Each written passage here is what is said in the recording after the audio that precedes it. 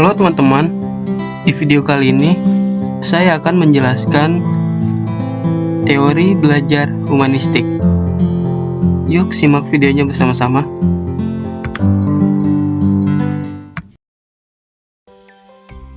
Teori belajar humanistik. Teori belajar humanistik menekankan pada pencapaian potensi manusia dan perwujudan diri, berfokus pada pengalaman individu dalam proses belajar. Teori ini memandang manusia sebagai subjek yang aktif dan kreatif dalam menentukan arah kehidupannya. Konsep utama teori belajar humanistik. 1. Fokus pada potensi manusia. Teori belajar humanistik menekankan pada pengembangan potensi manusia secara holistik, tidak hanya dari segi intelektual, tapi juga emosional dan spiritual. 2. Pembelajaran berpusat pada siswa.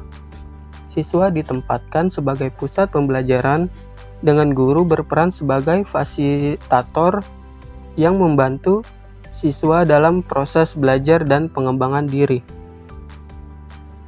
3. Penghargaan terhadap pengalaman. Teori ini menghargai pengalaman individu sebagai sumber belajar yang berharga, serta mendorong siswa untuk merefleksikan dan mengintegrasikan pengalaman mereka. Selanjutnya, fokus pada potensi manusia. Dalam teori belajar humanistik, fokus utama adalah pada potensi yang dimiliki oleh setiap individu. Manusia dilihat sebagai makhluk yang aktif, kreatif, dan memiliki motivasi untuk mengembangkan dirinya secara optimal.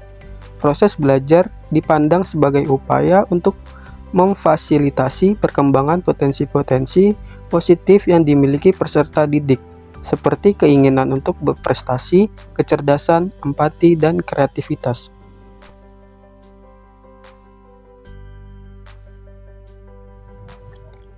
Peran guru sebagai fasilitator. 1. Menciptakan lingkungan belajar yang kondusif. Guru bertanggung jawab menciptakan suasana kelas yang nyaman, aman, dan mendukung siswa untuk bereksplorasi dan mengembangkan potensi mereka. Kedua, mengarahkan dan membimbing siswa. Guru berperan sebagai fasilitator yang membantu siswa menemukan dan memecahkan masalah sendiri, bukan hanya memberikan jawaban. Ketiga, mendorong keaktifan siswa. Guru menciptakan kesempatan bagi siswa untuk terlibat aktif dalam proses pembelajaran, bukan hanya menerima informasi secara pasif. Keempat, memberikan umpan balik konstruktif. Guru memberikan umpan balik yang membangun untuk mendukung perkembangan siswa, bukan hanya menilai atau mengkritik. Selanjutnya, pentingnya motivasi intrinsik. Dalam pembelajaran, motivasi intrinsik sangat penting karena mendorong siswa untuk belajar demi kepuasan diri sendiri, bukan semata-mata untuk mendapatkan reward atau menghindari hukuman. Motivasi intrinsik berasal dari dalam diri dan membuat siswa terlibat secara aktif dalam proses pembelajaran. Ketika siswa termotivasi secara internal, mereka akan lebih bersemangat, tekun, dan gigih dalam menyelesaikan tugas-tugas belajar. Hal ini mendorong mereka untuk mengembangkan potensi dan mencapai prestasi yang optimal. Lalu ada pembelajaran berpusat pada siswa. 1. Pembelajaran aktif. Teori belajar humanistik menekankan pembelajaran yang berpusat pada siswa, di mana siswa berperan aktif dalam proses belajarnya. Kedua, diskusi dan refleksi. Siswa didorong untuk terlibat dalam diskusi kelas, berbagi pengalaman, dan merefleksikan pembelajaran mereka secara mandiri. Ketiga, pengembangan individu. Fokus pada kebutuhan dan potensi unik setiap siswa, sehingga pembelajaran dapat disesuaikan dengan gaya belajar dan minat masing-masing. Selanjutnya ada pengembangan diri dan aktualisasi diri. 1. Meraih potensi maksimal.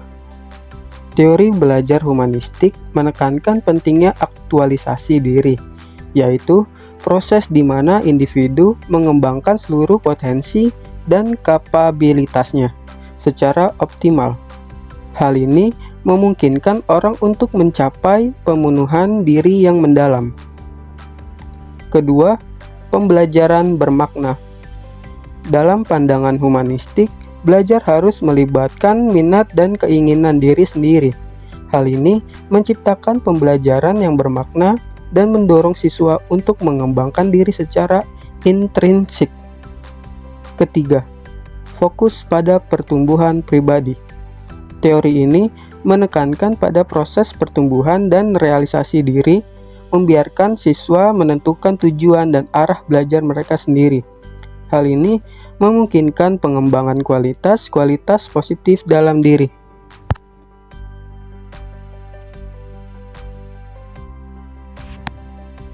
Lalu ada penghargaan terhadap pengalaman individu. 1. Pengakuan keunikan. Teori belajar humanistik menghargai setiap individu sebagai unik dengan pengalaman hidup yang berbeda-beda. Setiap siswa dilihat sebagai pribadi yang memiliki potensi dan kemampuan yang khas. Kedua, belajar berpusat pada siswa.